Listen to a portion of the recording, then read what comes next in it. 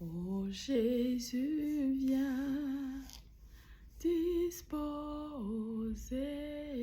viens disposer,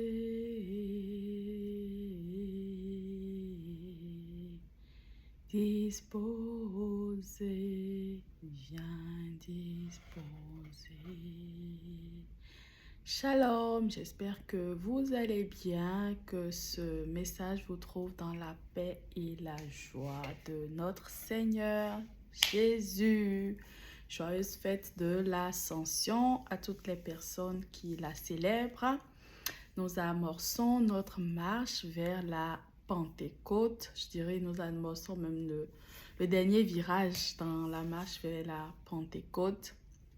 Et aujourd'hui, je viens partager sur le ménage à faire à l'approche de la Pentecôte. En général, quand la Pentecôte arrive entre l'Ascension et entre la célébration de l'Ascension et le dimanche de la Pentecôte, j'aime prendre un temps de recueillement, que ce soit sous une forme de jeûne. J'aime me disposer en fait à célébrer la fête de la Pentecôte afin de vraiment recevoir cette effusion-là et que ce ne soit pas une Pentecôte comme les autres, mais que vraiment je puisse pouvoir témoigner que il s'est vraiment passé quelque chose, que je puisse vraiment témoigner que de la même manière que dans la Bible, ce jour-là, les disciples furent remplis de l'Esprit Saint et tout. J'aime me mettre dans une disposition qui me permet de pouvoir expérimenter ça de manière plus particulière à chaque dimanche de Pentecôte. Ça ne veut pas dire que en dehors des dimanches de célébration de Pentecôte annuelle, je n'expérimente ça, mais j'aime être intentionnelle par rapport à cette célébration-là. Et je me rappelle, il y a quelques années, j'ai pris un temps de jeûne et tout ça pour préparer la Pentecôte. Et sauf que ma chambre était vraiment pas rangée. Et puis, il y a peut-être peut-être 5 ans déjà.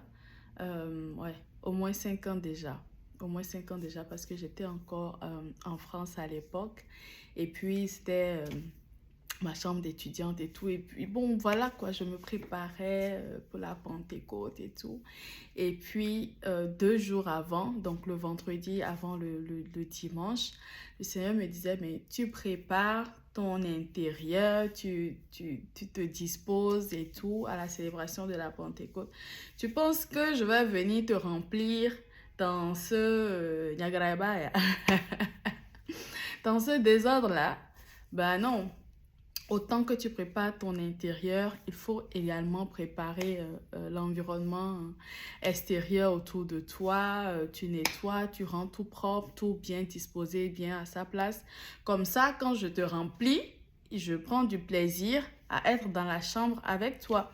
En fait, je pense que bien souvent, on ne réalise pas que Dieu est présent physiquement en fait. C'est-à-dire que on pense que c'est dans l'imaginaire, dans notre tête, dans nos pensées, que Dieu est au ciel là-bas.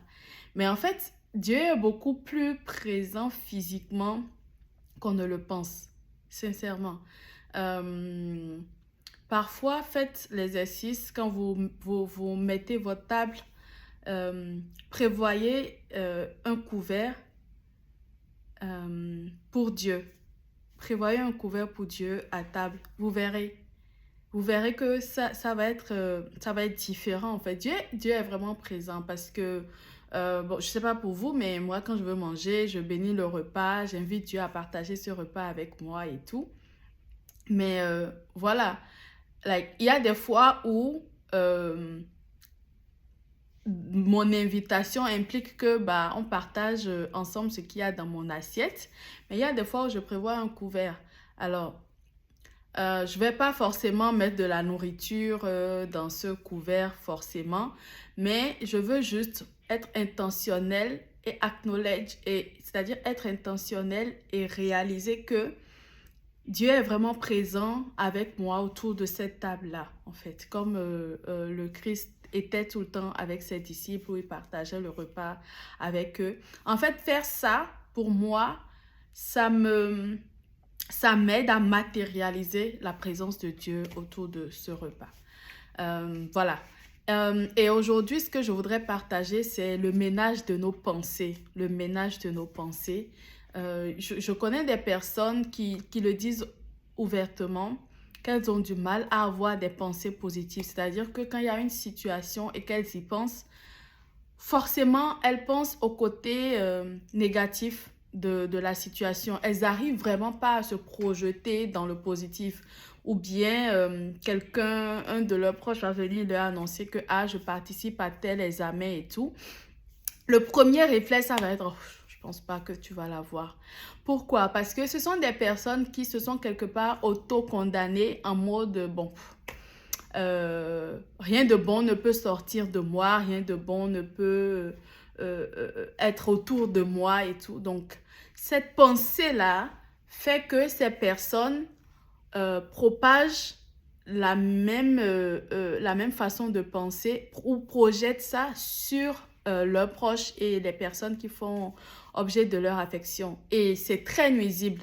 Évidemment, elles ne font pas exprès, mais parce que elles ont grandi comme ça et qu'elles n'ont jamais pris la peine en fait de dire bon Seigneur, je viens te soumettre mes pensées, je viens rendre mes pensées captives à ta parole, je viens te déposer toutes mes pensées et je voudrais que tu les renouvelles, je voudrais que tu les reformules de manière à ce que mes pensées soient conformes à tes pensées.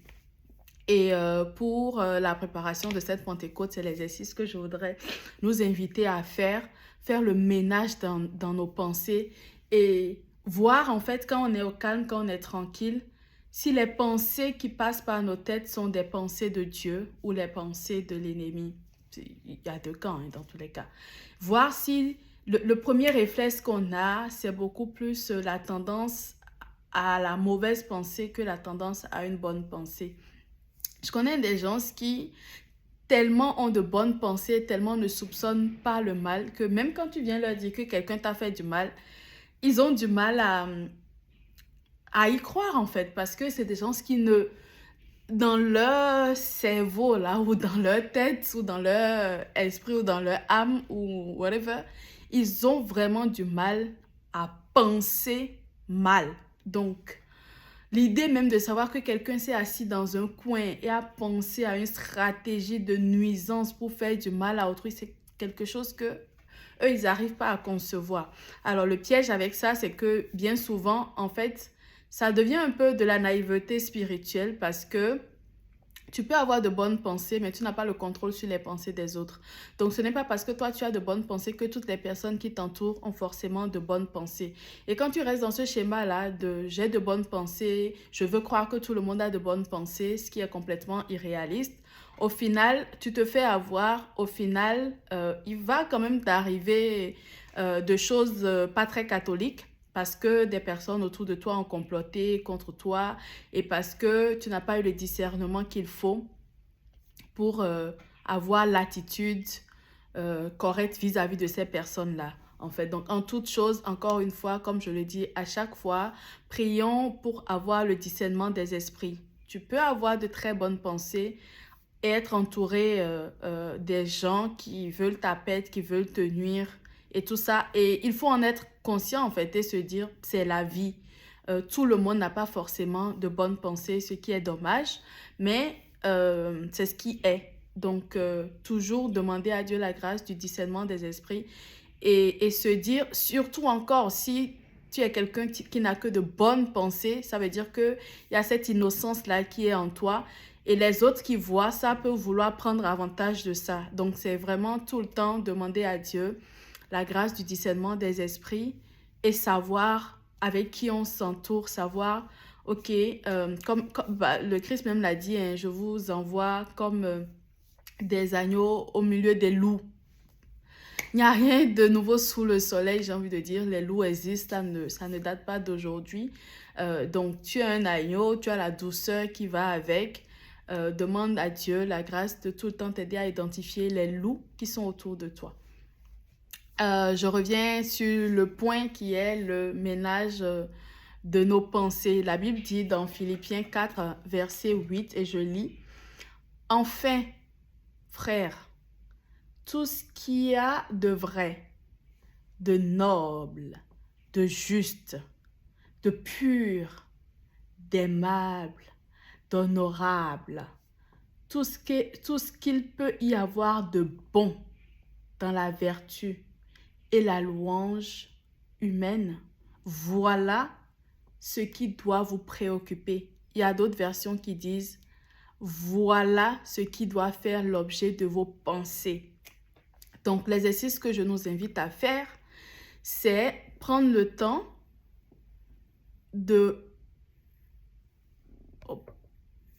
L'exercice que je nous invite à faire, c'est prendre le temps de regarder nos pensées, de prendre le temps de les analyser et de voir si dans notre pensée, c'est-à-dire tout ce qui fait objet de nos pensées est constitué de tout ce qui est vrai, tout ce qui est noble, tout ce qui est juste, de pur, d'aimable, de bon dans la vertu, tout ce qu'il peut y avoir de bon dans la vertu et la louange.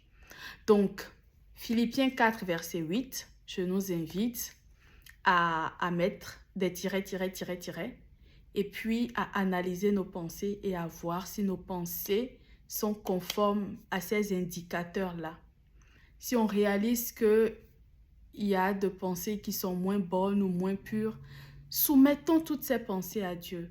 Soumettons-lui ces pensées, c'est-à-dire que nous-mêmes dénonçons ces pensées-là pour dire, ah Seigneur, je réalise que j'ai de telles pensées, je pense à telle chose et je vois que ce n'est pas pur, je vois que ce n'est pas bon.